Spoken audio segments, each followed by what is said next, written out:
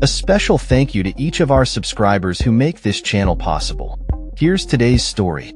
In a significant escalation of the ongoing conflict, Israeli Prime Minister Benjamin Netanyahu announced on Sunday that all goods and supplies entering the Gaza Strip will be halted.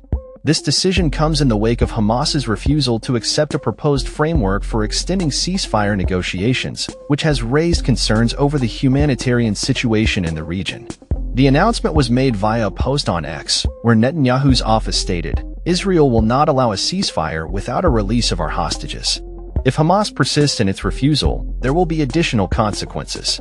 The backdrop to this latest development is the fragile ceasefire that had been established following a series of negotiations.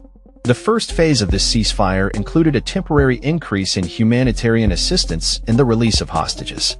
However, as the phase expired on Saturday, both sides have been at an impasse regarding the next steps.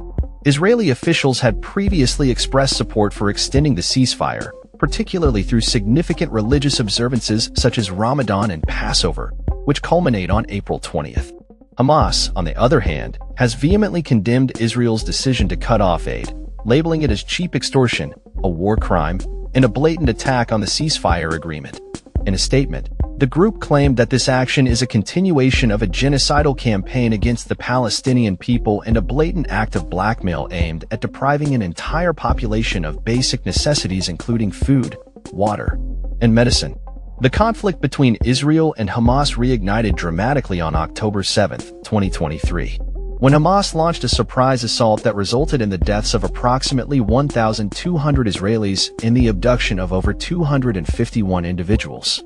In retaliation, Israel has conducted extensive military operations in Gaza, resulting in the deaths of over 48,000 Palestinians, according to figures reported by the Hamas-run Gaza Health Ministry. However, these figures do not differentiate between combatants and civilians, leading to further disputes over the impact of the conflict. As negotiations for the second phase of the ceasefire remain stalled, the situation in Gaza continues to deteriorate. The humanitarian crisis is exacerbated by the ongoing violence and the lack of essential supplies, which has sparked outrage among international observers and human rights organizations. The United Nations and various NGOs have called for an immediate resolution to the conflict and for both parties to adhere to international humanitarian law. The first phase of the ceasefire had seen some progress, with Hamas releasing 25 Israeli hostages and the remains of 8 others in exchange for nearly 2,000 Palestinians who had been imprisoned by Israel. However, as both sides accuse each other of violating the terms of the agreement, the path forward remains fraught with tension and uncertainty. Israeli officials have indicated that the decision to suspend aid was made in coordination with the Trump administration, drawing attention to the role of international diplomacy in the crisis. The involvement of U.S. officials, particularly the Middle East envoy Steve Witkoff, has been pivotal in shaping the ceasefire discussions thus far. As the situation continues to evolve, both humanitarian organizations and political analysts are closely monitoring the developments, with fears that further escalation could lead to even more devastating consequences for civilians caught in the crossfire.